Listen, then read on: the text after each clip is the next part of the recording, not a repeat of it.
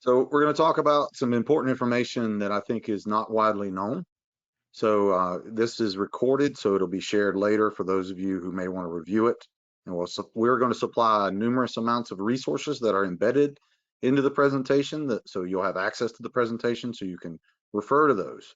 This is not a one and done thing. This is an overview of what the fire service should be aware of, not just training academies, but firefighters, salespersons, and manufacturers all in one.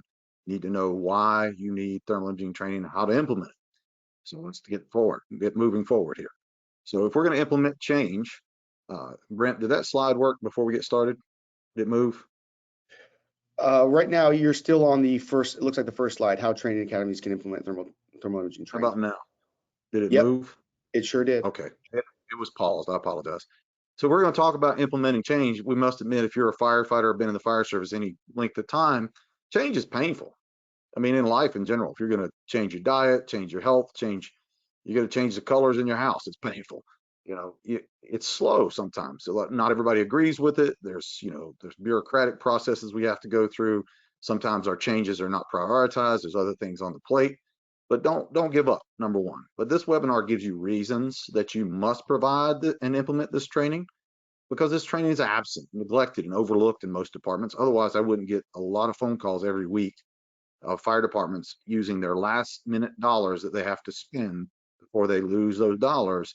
And the only thing they do is ask me which camera they should buy, and then they put it on a fire truck, which is absolutely the most incorrect way to do it. So we're going to give you data, solutions, and other several training lesson plan suggestions that can help you get started. It is not a comprehensive solution.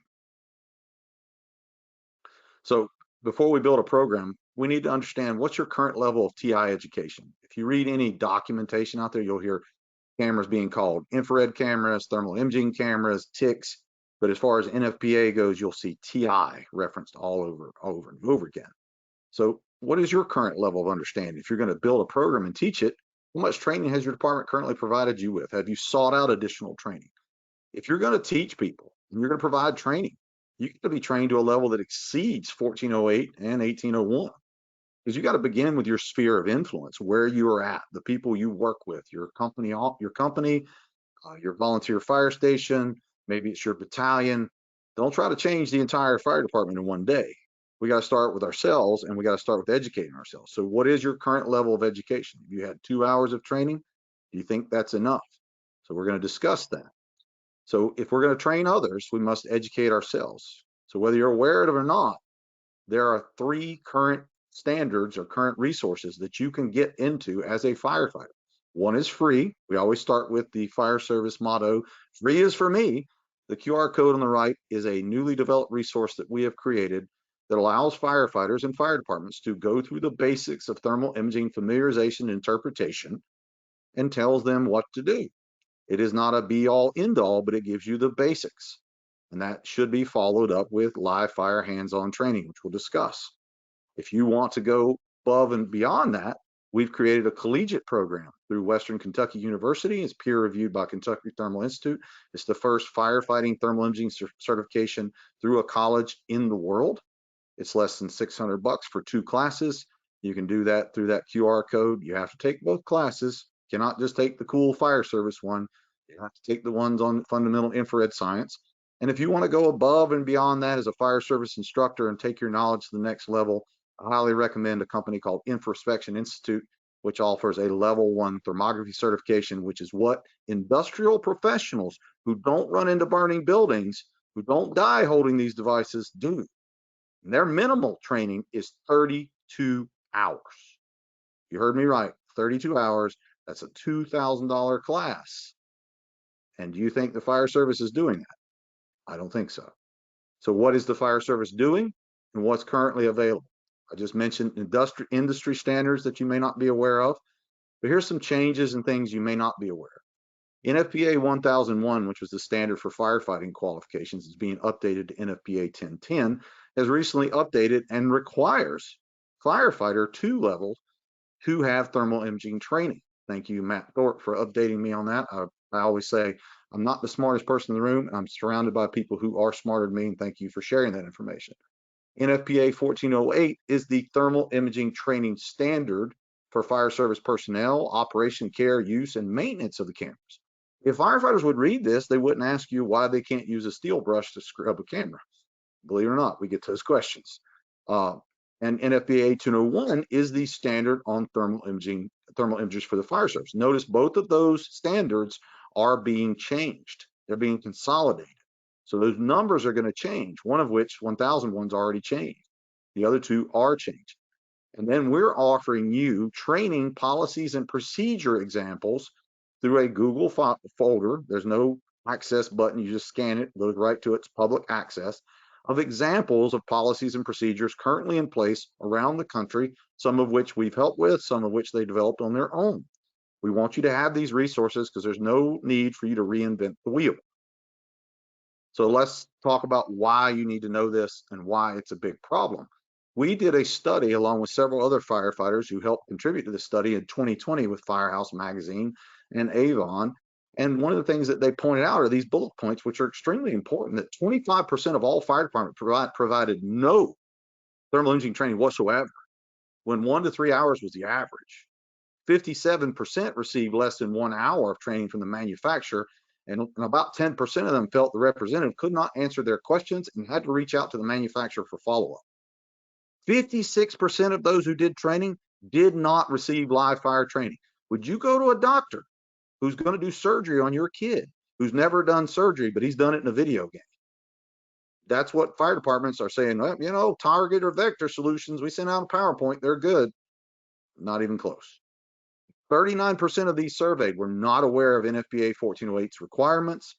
41% of them did not know the difference between a situational awareness tick and a decision-making camera. And the big one that we run into almost all the time is 25% were not aware of the temperature measurement inaccuracies, basically the spot temperature. The camera is not a thermometer. You should not be reading the number in the bottom right-hand corner, calling it out as you move down a hallway. You're reading apparent temperatures, which is an estimated value. It's a diagnostic device that gives you thermal patterns qualitatively. In other words, it's estimating how much heat's around you and why you should be aware. Okay. So if we're going to do this training and we're going to train others, we got to define the process. I like to say a lot of people get excited about making change and they have these great ideas, but they have no plan. If you have no plan, no ABC, no this is what we do in case this happens, you're going to end up with vision and no execution and frustration. Because I got a lot of friends who are great visionaries. They're terrible at execution. They'll come up with great ideas, but they don't want to do the work or they burn out when things start getting hard. So you need to define the process. And this process is not going to be easy. You have to define things such as department guidelines or SOPs. You know, how is everybody going to behave using these devices, right? How are recruits going to be trained? How's your operations staff going to be trained? Is it a one and done for everyone? I like role specific training for engines, trucks, RITs, rescue. Why? Because they have different specific roles. Just listen to Firehouse Vigilance with Corley Moore and my friend Brian LaFleur talking about truck company. Truck companies have defined roles that are different than engine companies. You need to train them on that. And a big one for decision-making cameras is the company officers themselves need to be trained on how these devices work so they can enhance their strategies and tactics and use them to put the fire out faster, find victims, and save lives and save their own if necessary. And I'd say probably the biggest thing that's absent in most of the trainings is the command staff does not participate at all, or they're not required to. So when they show up and look at a burning building, they're reading smoke, but they have no idea that the fire is running through the attic and the camera shows it's already 2 apartments down. Through the ceiling truss, we can see the heat pushing through the shingles. We don't have to wait till the white weird smoke shows up telling us it's about to collapse. We can see it long before that. So command staff needs this training with building construction and a size up focus. And then we need to make sure whoever's teaching it looks at chapter 5 of 1408, which talks about the instructor requirements. By the way, I like 1408, but chapter 5 leaves a lot to be desired. It just basically says you should be familiar with 1801. Well, 1801 basically defines how the camera is built, tested, and its resolution requirements and a lot of variables in there, but it doesn't talk about training. 1408 is the training standard. And it's not as defined as it should be, but it's a great starting point. And we're going to go there with you today. So 1408, if we're going to talk about policies and procedures, I warn you, don't write policies and procedures and then develop your program. Do a comprehensive review of your department, look at where you're at, do a needs assessment, then start looking at your plan and start looking at policies and procedures as you go through. But chapter 4, section 4 talks about these words right here all throughout this document. It's very condemning. It's called shall. That's not a might, that's not a maybe. It says a thermal imaging training program shall be implemented. Not might, not maybe, not if you get around to it, not if you don't have enough money. If you buy these devices and you put them on a fire truck, you need to make sure that your operations personnel, all affected members, are trained. And it says you shall establish written policies for that training to meet the requirements of that standard. One of the policies you'll see in our folder addresses things like hazard recognition, size up, fire attack, search, ventilation, overhaul. That's probably the most misused in this with this device. Next to hazardous material incidents. This is not a device used to see gases. And motor vehicle accidents, lost person. All of those things can be defined in there if you so choose to, which I recommend you read the standard, which will tell you how many items it covers. So what does this policies and procedures folder get into? It talks about addressing training requirements for the types of incidents, kind of like what I just mentioned. It also says this: you got to do at least an annual review. I mean, you got to at least go over this stuff one time a year. Why? Because if they're not using it, you don't run a lot of fires. It could easily cause firefighters to forget. They don't use it. And by the way, if you only have one thermal imaging camera per truck and the company officer is the only one using it, how proficient is the driver, the senior firefighter, and the rookie going to be when it's their turn? That's why it says all affected members shall include an annual review of operation, application, use, limitations, care, and maintenance. They should be provided classroom and hands-on before they go into a live fire, which is a big deal. Okay. This is my personal favorite because I would say the majority of the fire service does not do this, including my former department. Before new or unfamiliar thermal imaging cameras or TIs are placed into service, they shall provide training and education related to those imagers, not your old ones, not some other ones, but the ones you're getting before it's placed onto the truck in service. And those trainings shall include practical solutions or evolutions, and they should include individual and crew training. I'm going to hurt a lot of feelings when I say this, but it's the truth because we're doing it right now. Virtual training is not sufficient. It's not. Watching a video on how a camera performs in a fire does not tell you how to overcome the issues, how to scan, how to wipe the lens, all the things that you need to do in one of the world's worst places to use a thermal imaging camera. And those of you who are big into records keeping, you need to understand that from a records keeping perspective, training and evaluation documentation has to be maintained. And that includes too, if you're recording with these devices, which a lot of people don't even think about. So let's talk about some general rules of TIC training. First of all, you got to have a classroom. I know a lot of people hate PowerPoints and probably don't want to listen to this, but I'm just telling you, in general, I need to tell you about it, explain concepts, and then I need to have ways to demonstrate it before I take you into a live fire environment.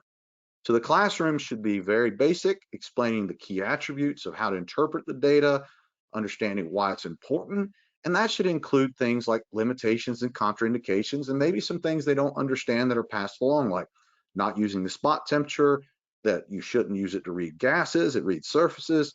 All of those things should be included in a classroom training. And then your next step should include something like a small scale prop and an exterior live fire demonstration for familiarization and explanation purposes. Why? Because you want to make sure that they see it before they go do it. So if I have a small scale prop like a Max Firebox or a Palmer Dollhouse, they can stand outside without a face piece on and they can hear everything the instructor's saying. We can stop the evolution if necessary. We can explain confusing concepts. We can go over color palettes, high and low sensitivity, talk about scanning techniques. We can talk about convection currents. We can do distance. We can do depth perception. We can do all that long before we take them into the environment and put the face piece on and sound very difficult to understand, which is muffled with that on. And make sure you understand that firefighters don't fully understand the limitations and contraindications of this device. If they did, we wouldn't have so many issues with them today.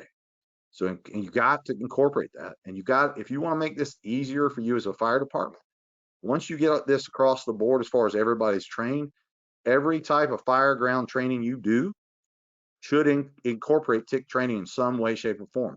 The reason I tell you that is if you're going to do 1408, It has 23 different topics you have to cover.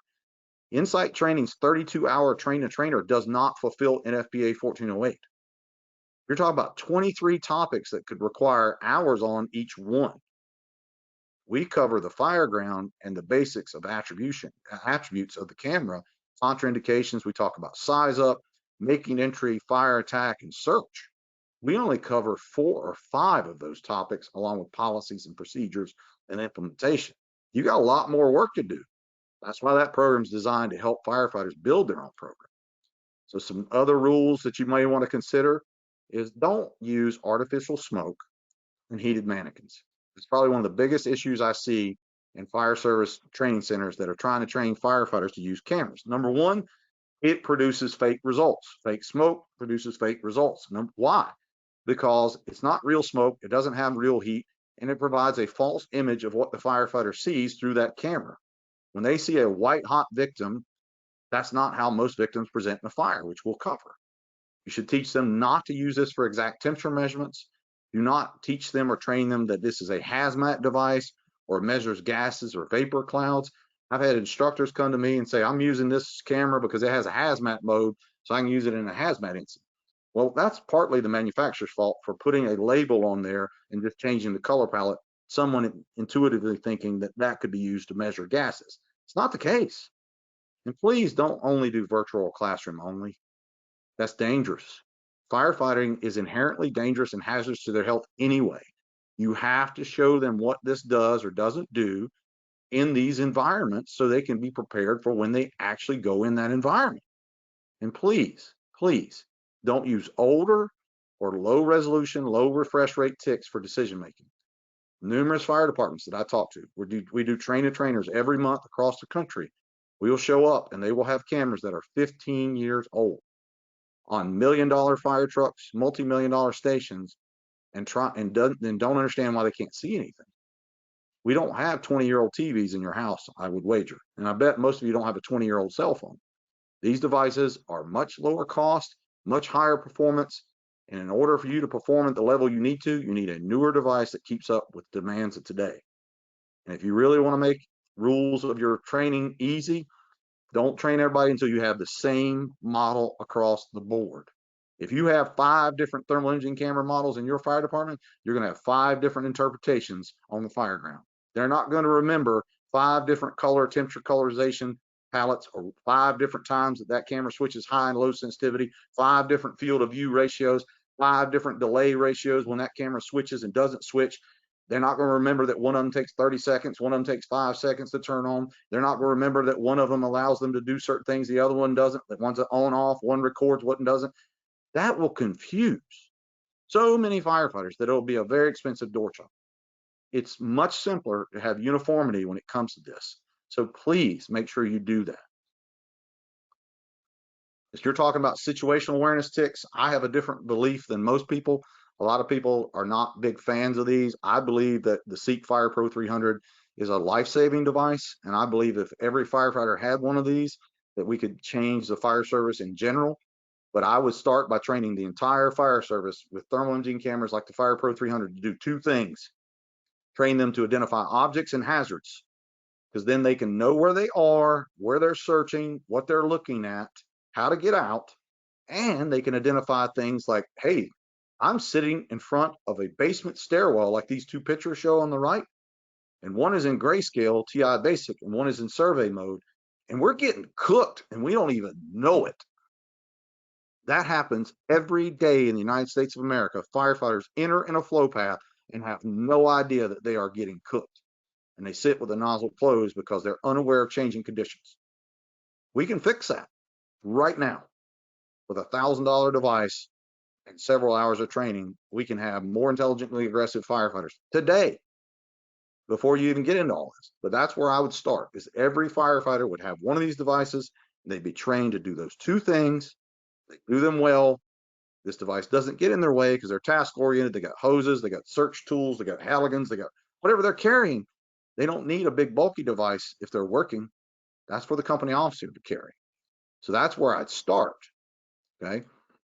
When I'm talking about recruits, Recruits, a lot of times when we're talking about tick training, they're going, well, they haven't got their gear yet.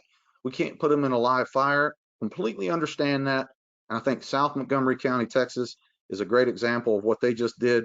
For those of you who are interested, if you got fire behavior and building construction training already out of the way, set up demonstrations where they can stand outside and watch. I'll show you a picture of them standing back and looking at a container with the doors open so they can see the effects of suppression efforts. It's a great starting point. And those of you who can't afford training or can't add anything to your training docket right now, we have a 1-hour free intro to tactical thermal imaging webinar on our YouTube channel that you can start with that tells you why you need to get started, what you need to look for. So do that, include live fire demonstrations, and follow NFPA 1001, which is going to be NFPA 1010 and NFPA 1408 for the 3 points right here. They need to know familiarization of the device, how it works, what buttons do this, how it changes, proper interpretation of that data, and how to identify things like when I'm attacking a fire, searching, looking for things, which all that ties into those standards. I like to simplify things. There's a lot of bullet points in those standards, but I simplify it down to 3 things for you. You got to know your tick. You got to be able to interpret the data. You got to be able to identify things so you know what you're looking at and what to do about it. Pretty simple. I like 3-word phrases. I like 3 things. 3 things are easier for people to repeat, like live fire layout.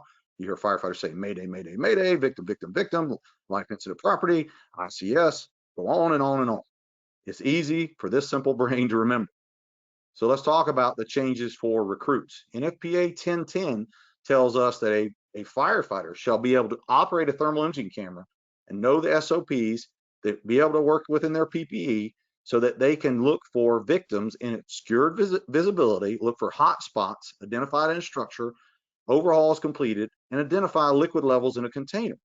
Okay, it doesn't really define that doesn't always work. Liquid levels in containers are not easily identified if they're insulated, which that's another subject, but just be aware it does say that. And it talks about requisite knowledge, which means you should already know how to do that stuff I just mentioned a minute ago. Familiarization and interpretation, you need to know how to operate it, and you need to know the limitations of it. And that's why I have this little video right here of a Fire Pro 300. I want you to watch if you can interpret what's occurring here. It's one of my firefighters filming.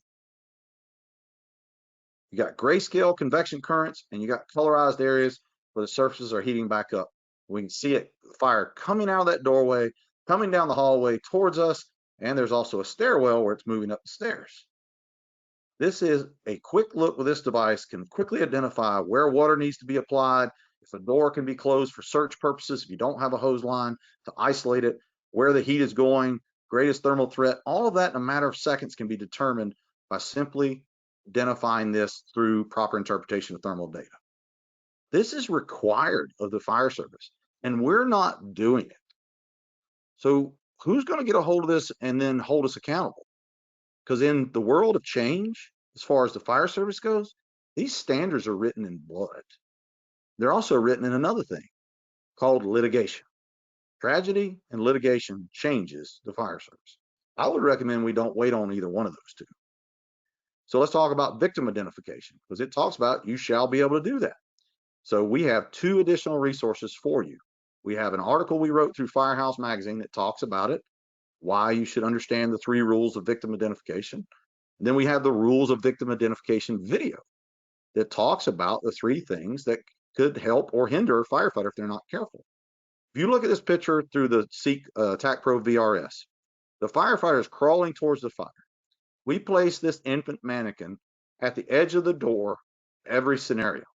Every firefighter that picked up the camera first, instead of scanning with their eyes, missed this victim, crawled right over top of them.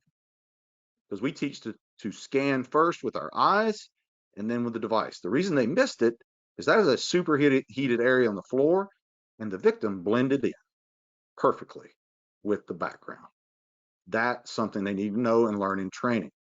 And those 3 rules that can help you is, what is the background temperature? Is it hot or cold? That affects how the camera sees when colorization engages, all that. Depending on your camera, maybe high or low sensitivity, unlike Seek is a mixed gain mode. What is the body temperature of the victim? Are they alive or deceased? We won't know, but how they show up will tell us. Are they covered up? Are they burned up? That makes a difference in how they present. And what kind of camera is it? Is it a decision-making camera of higher resolution? Is it a situational awareness camera that has lower resolution and slower refresh rate? Or my personal favorite is they're using some incorrect color palette application mode that was never designed for the fire service, such as rainbow, iron bow, those type of things, or black hot. That can cause issues. And then the most important one, the biggest limitation of the TIC is the person holding it. If they're scanning too fast, not wiping the lens, not scanning from low to high, all those can cause issues. So you can clearly see this victim right here in the floor through the camera. But a lot of firefighters miss it if they're not trained to identify, like we said, objects and hazards. And if your fire department really wants to go next level when it talks about technology, then you need to include up-to-date current search data into your training. If you're not participating in Firefighter Rescue Survey, I highly recommend you do so. You can download the survey for free and read where firefighters like yourself are finding victims in the United States today. And almost 50% of them are being found in bedrooms. We talk about where the search should start. I'm sorry, it's contextual. You pull up and they tell you they're in the bedroom, that's a targeted search. You're going to the bedroom. You pull up, you have a fire downstairs and people are upstairs, you're probably going to go upstairs. How you do that, how you limit the heat transfer, and it's up to you.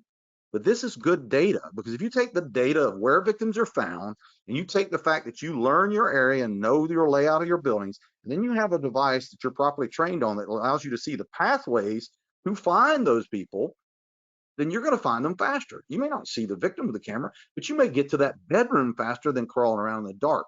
You may get through that cluttered area to that back corner where they're hidden in a bathroom faster. This is what matters, is taking our data, taking our knowledge and our training and technology and put it all together in what we call intelligently aggressive firefighters. I like what Brian Brush says, we're making our metrics match our mission. And that's what every firefighter should be doing. Another thing that it talks about in 1001, which is now NFPA 1010, is firefighters got to demonstrate locating the fire. That's a common problem, is they don't know how to interpret the data correctly. So we have 3 resources to help you with that. 1, identifying convection currents. Convection currents are often missed because firefighters don't pay attention to grayscale. Convection currents can easily tell you convection equals direction. Which way is the fire coming from? Which way is it going? It also can tell you the level and severity of the fires. The convection currents up high, are they descending, like we talk about in our go, no go decision making? If they're descending greater than 50%, we got to do something about that, because we're transitioning to a full exhaust. Survey mode is colorization. That's when we talk about application modes that are investigative modes that can help you see superheated areas earlier. My good friend Mike Chapman says, I'd rather see the problem earlier than later. And we use these application modes either early in the process or late, because these application modes, like survey mode, highlight colorization at 150 degrees Fahrenheit, not 302. So if I'm further away and it highlights a superheated couch or floor that could be injuring the victim, that helps me identify which direction the fire is, what needs to be cooled, all of that. And we're also including a free fire attack webinar we did with Seek Thermal. So about 15 minutes in, it talks about locating the fire, because a major contributing factor to maydays and line of duty deaths is this following statement: firefighters had difficulty locating the fire. My friend Joe DeVito says this: in the modern fire service, you should not have trouble finding the fire. If you are trained with a camera and you're properly trained by your fire service, you're fundamentally sound, smoke reading, all those things, you should find the fire 99% of the time. I'm sure there's always that 1% that's going to throw us off, but that tells you where it is. Just like this picture Joey Baxter, one of my instructors, took. We're looking in a container and we clearly see orange flame through the doorway. My teenager can tell you that. But when you look through that Seek Attack Pro, you see, oh, what else is in front of me that I'm not aware of? That's 300 to 600 degrees roughly over their head at about the 5-foot level. If I had a nozzle right here, I would cool that space and then reach into that stream or reach into that doorway and seal that doorway off and flow and move all the way to the target space. It's game over. It's no more, I don't know where the fire is, we're encountering high heat, I can't find it, I'm flowing water, it's getting hotter because I'm flowing in the wrong direction. No. We see the target, we take out the target. Game over. A sniper doesn't close his eyes when he shoots at the enemy, and he doesn't take his high-dollar night vision infrared scope off because he thinks it's cheating. If we simply look and get this data before we move, as my father says, look both ways before you cross the street, son. Look before you move. I'm not talking about stare at it. I'm talking about give you a quick look, interpret the data, boom, execute. That's what we want. This is resources to help you do that when you're doing your program. 1408 also talks about another issue that firefighters all have trouble with in general, even ourselves, is you shall understand the functions and modes of that specific TI to you, which it could be the color palettes and color temperature correlations as well. It includes both of those. Now, my question to you is, if I asked any firefighter on this webinar right now, what's the name of your camera, brand and model, and does it change between high and low sensitivity? And when does it change? What is the indicator of that change? And when does color engage? How many of you think would be able to answer that question? That is a dual gain camera. That first QR code right there takes you to a FLIR one that talks about dual gain. Bullard is also dual gain, which we just updated our website, which you'll see here in a minute, with a complete Bullard resource as well. If you have a Seek Attack Pro or Seek product, you need to understand mixed gain mode, which basically each pixel switches independently and makes your life easier. That's a 1-hour webinar in the middle to teach you how to do that. If you have a Leader, Argus, or Scott X380, those cameras are all tri-gain. They split the entire temperature range into 3 spans. I'm not a big fan of that, but if you have it, you're like me when you're in the fire department, you didn't have a choice what they bought you. We want to give you the resources to understand what you have. And per 1408, you shall understand that. That QR code takes you to a Scott X380 video that shows you that. And we can also provide more resources if you're interested in any of those, but you're going to see that at the end. So speaking of that, here's what we've done that nobody else does. I'm tired of the fire service losing. I'm tired of firefighters dying. I'm tired of firefighters injured in fires where they should win. And I'm tired of firefighters blaming a device because their fire department never provided them training. And here it is. It's free. You have no excuse. And I'm telling you, this takes hundreds of hours of me and my guys and my family's time to do this. We're giving this stuff away so you can be better for the citizen, for your family, make a difference. Please watch this stuff. You know, I know we're all busy and, value our free time, but I know that 90% of America spends way too much time on their cell phone, including me. So instead of looking at random TikTok videos, take time and scan this FLIR QR code, explains the FLIR device, start to finish, hours of videos. Scan that Seek one, 14 hours of training videos on that one QR code. And this new one we just updated, Bullard one, numerous hours of training videos on it. And we're also doing a review on their QXT, which will be added to that too. We're brand agnostic. We understand that you have different cameras. We appreciate Seek Thermal for sponsoring this, but not everybody's using a Seek camera right now. I'm sure Seek wants everybody to use it, and I like them too. But these are the top 3 cameras on the market. Therefore, here's the top 3 resources for you to use. Learn your camera. That's one of the things 1408 talks about, is using your specific camera and training to that specific brand and model and advanced functions, all of that. That's why we're giving you this, so you can be better. Okay. So let's talk about the most important people in the fire service. And it's not us, it's the new person. It's a recruit.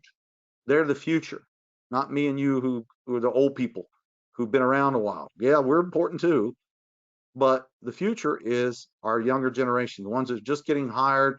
Maybe they're not so young, they're starting a second career. They are the future. So we need to start them off right. And when we go through that training I mentioned, when you do your live fire demonstrations, if they don't have turnout gear, that's fine. You can do a max firebox demonstration like Chief John Lightley's doing, this upper left-hand picture here on the corner.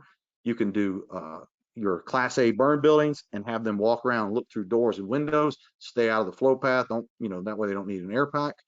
Or you can be really dramatic, like this picture down here in the bottom left-hand corner, which is my personal favorite. That is a single cell Draeger phase 1, I guess you call it, flashover container with 2 instructors in there. And all the students are way back here under this covered carport out of the rain with cameras watching the whole demonstration with a couple instructors explaining to them what they're seeing. How often have we went through something in life, said, man, I don't fully understand that. I wish someone would explain it to me. This is your opportunity to do that.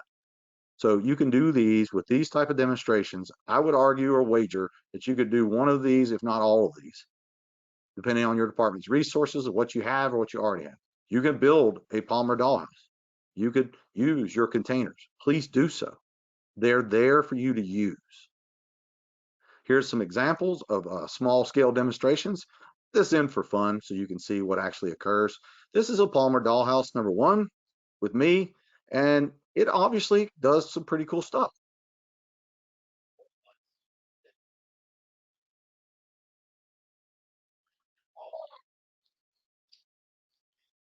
That was surprising, wasn't it? Watch it again. Now, when you watch that through the camera, though, you already see all that yellow coming through there. Did you expect that and how far that went? Where we can show vent point ignitions with the Max Firebox without a camera.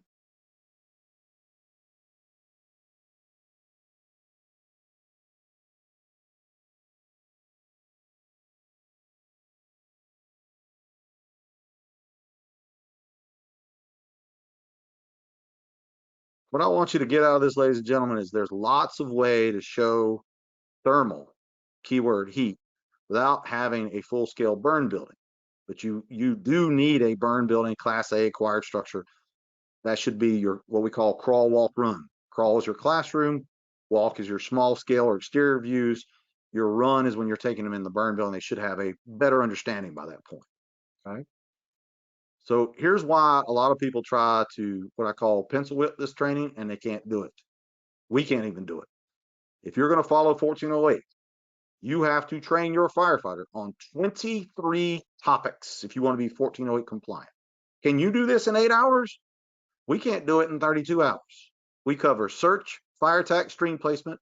We cover overhaul. We talk about motor vehicle accidents. We talk about size up and building construction. Talk about electrical emergencies, hazmats. Talk about RIT. We talk about ventilation a little bit, but not really as much as we should. We definitely don't talk about apparatus placement, rehab, water rescues, wildland. Yeah, we're missing a bunch just out of that. And we spend 32 hours on thermal imaging. So what's the solution? You need to eat this elephant one bite at a time. Notice these particular applications are specific. So if we're doing search training, then maybe our search training should have a tick component added to it after everyone has done the basic training on familiarization, interpretation, and identification. That makes sense? So how can we do that? We need to make sure they have a classroom component that's built to your AHJ or your organization's requirements that covers key information on the model, brand, proper uses, interpretation, limitations. You need to demonstrate those contraindications. You do. Don't tell them it don't do that and just expect them to figure it out. You need to show them why the spot temperature is not accurate. You need to show them emissivity demonstrations of reflections and inaccuracies of temperature measurements. You need to provide examples of size up, scans, fire attack, search. And this should be an annual review. It's required, required. And it blows my mind. I mean, I know I'm passionate. I know I'm the weird thermal imaging nerd on this stuff, but the fire service is not doing this. And people are getting hurt. Yeah, they line of duty deaths. I understand we don't kill that many people in a fire, but ladies and gentlemen, read the reports. We die the same way, and we injure a whole bunch of people every year the same way. We have maydays and close calls that could be prevented. And here's the big one. We could find the victim faster and put the fire out faster if we simply had the basics knowledge on these devices. Because some of my friends who are jam up on search will tell you they've had less than 1 to 3 hours of training on it, and they don't like ticks because they don't understand them. And then they see people staring at them, which slows down searches. So we can fix that with education. But please make sure this one video talks about limitations and contraindications. You cannot learn the benefits of something if you don't know the downside of it. There is a double-edged sword in everything. And these cameras have a lot of downsides and disadvantages and weaknesses. For example, if you haven't heard this, please do not take one into a sprinkler, cold smoke, sprinkler head discharge warehouse and think you're going to see when you have high moisture content. You will get lost and disoriented. Everything will be the same temperature, and firefighters fail to wipe the lens. That's one issue we see on a regular basis. So please use these resources. Please train your firefighters on the good, the bad, and the ugly of every device, because they're all different. And we've made it really simple for those basics. Is we have a webinar we did with Seek Thermal called the Thermal Imaging Tips for Success.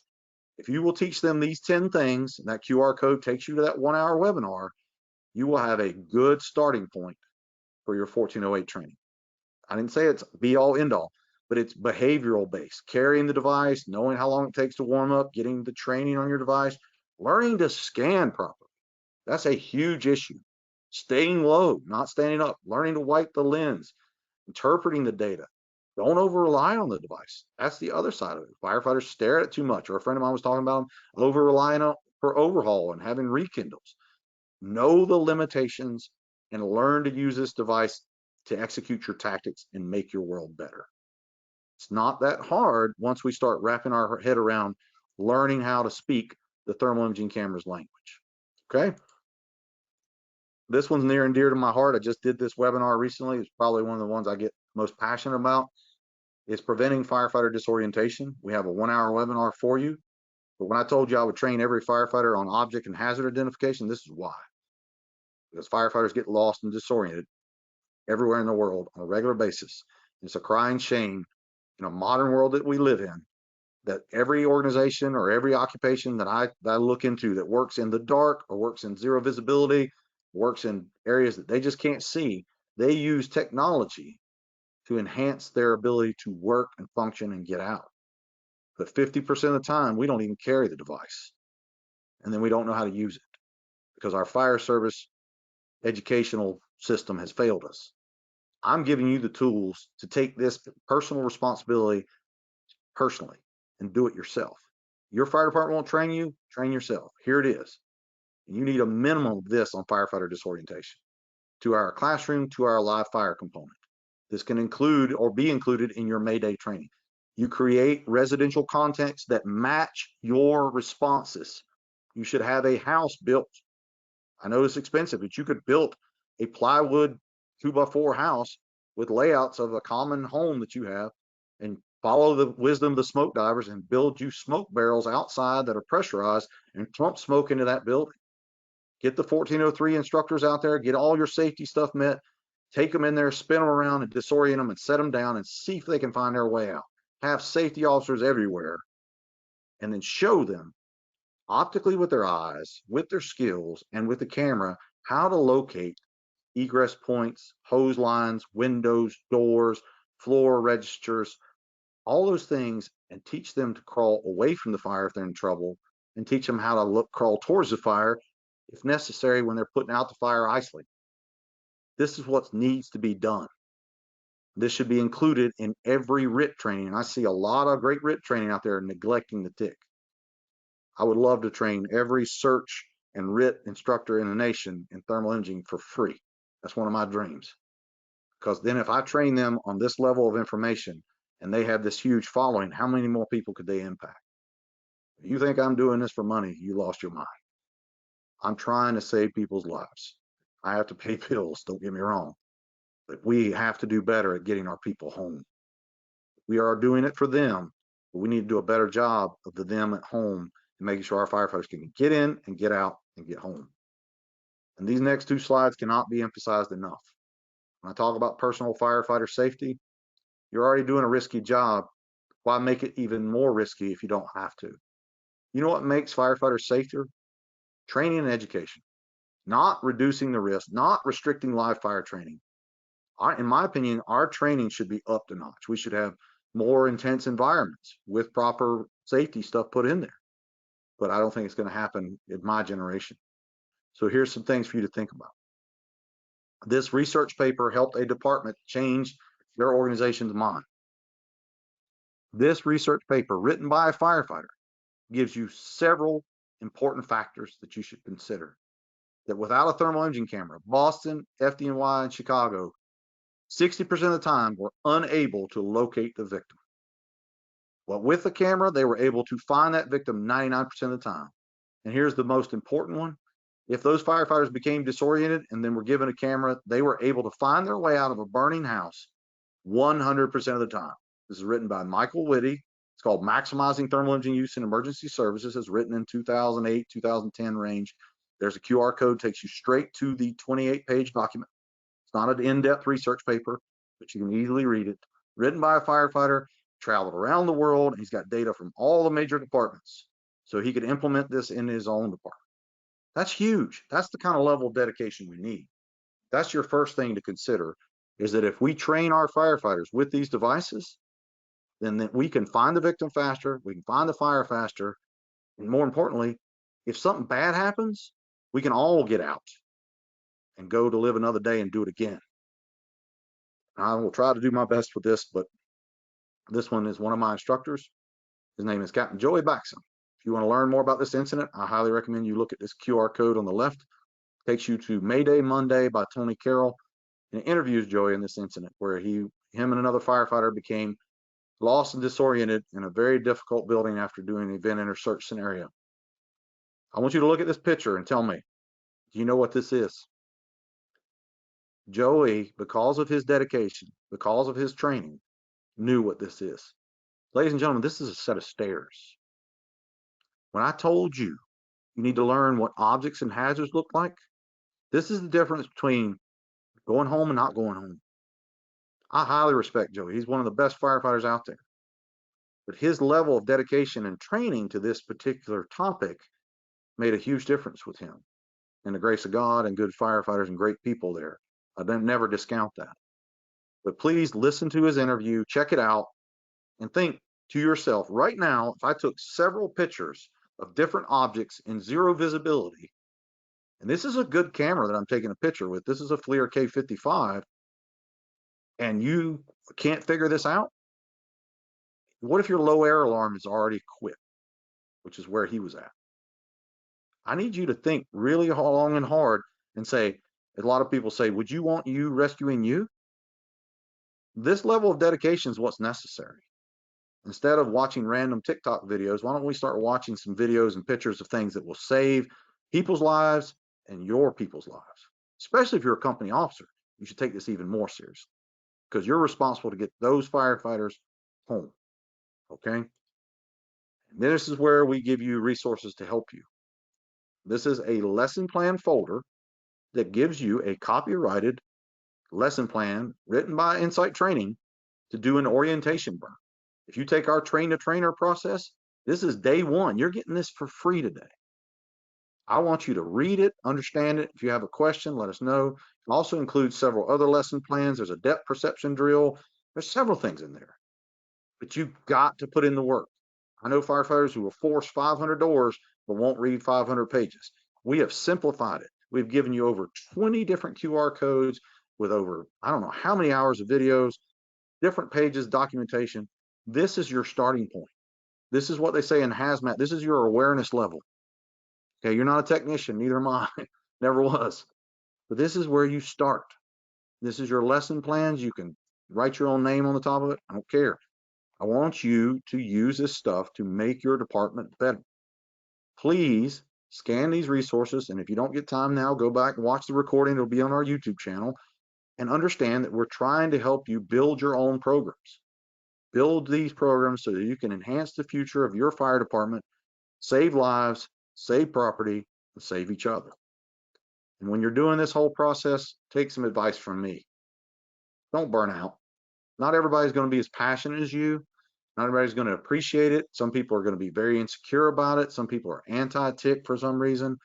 Do small amounts at first. Don't try to change the world in one day. Determine the feasibility of adding these additional hours to your existing programs. If it's not feasible, you're going to have a hard time.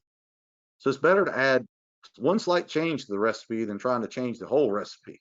If grandma's pumpkin pie recipe was perfect, don't mess with it. Then you need to add something to go with the pumpkin pie. You need to add something to go with your search training. And then set realistic timelines to train your department. One particular department we talked about said it's going to take 3 years. I said, do you realize by the time you're done, your camera's going to be antiquated, you're going to be buying another camera, you're going to be starting over.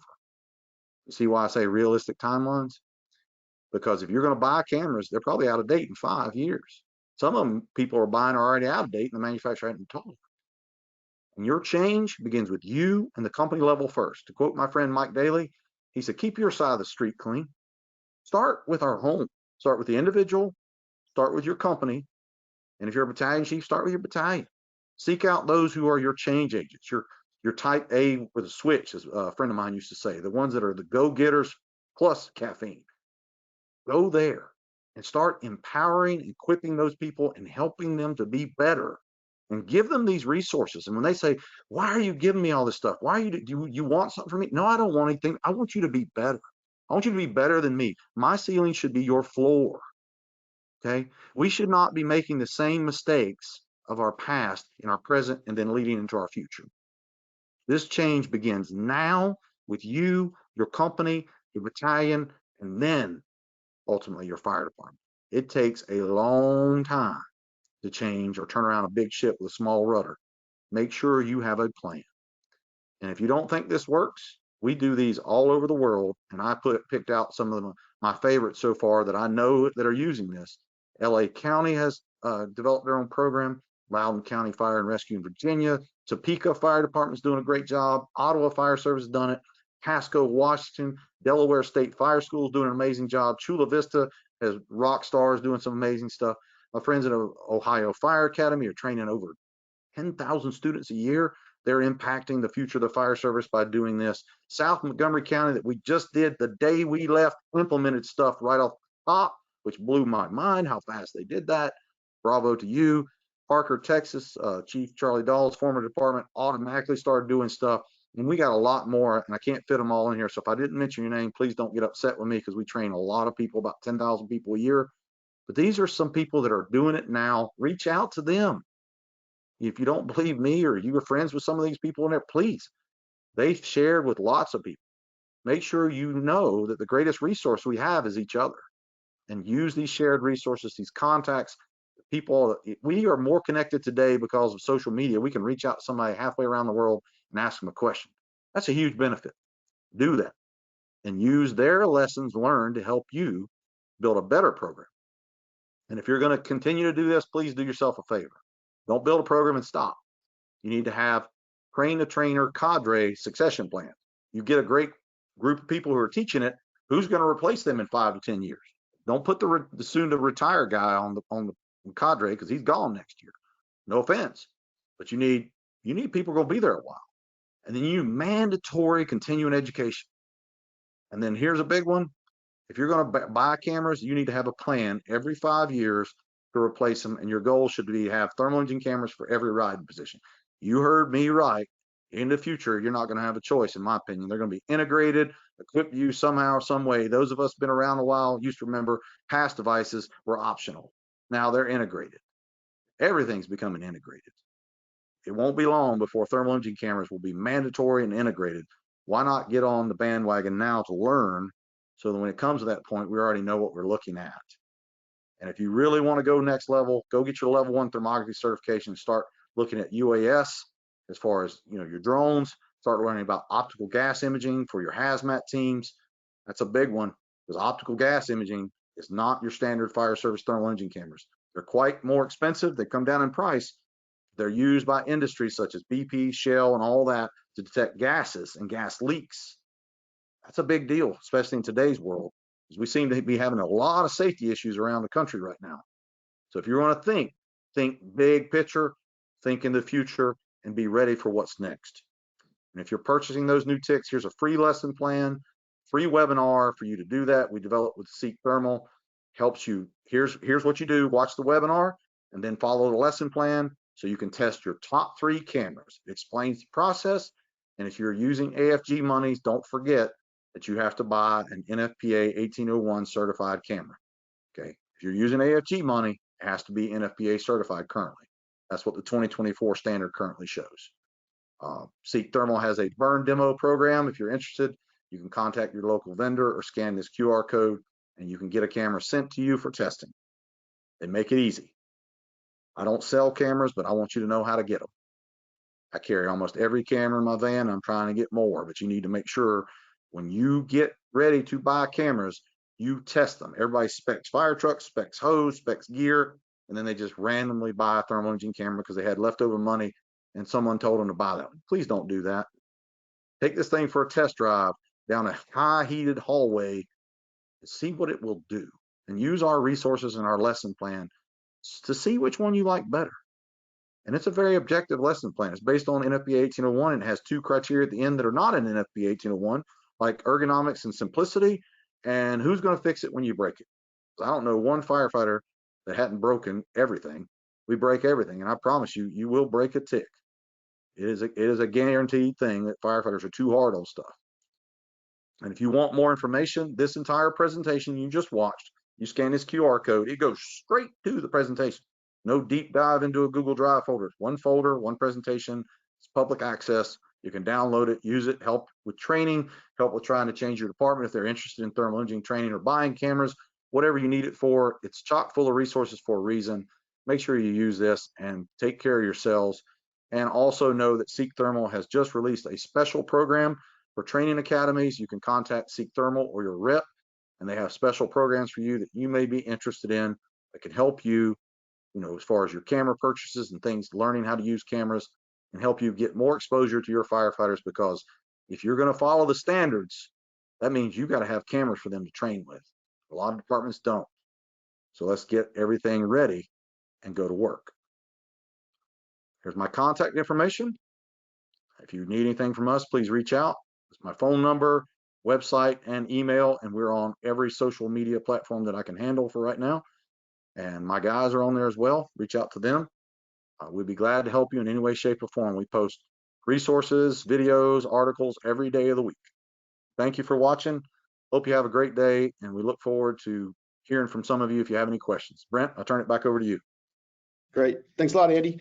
And you mentioned the last plug, which is that we are working on a special program for training academies that will have some discounts and some other perks. So hasn't been fully released, but you can reach out to your rep, go to the contact page on thermal.com and tell us you're interested, and we'll get you in touch with the right people.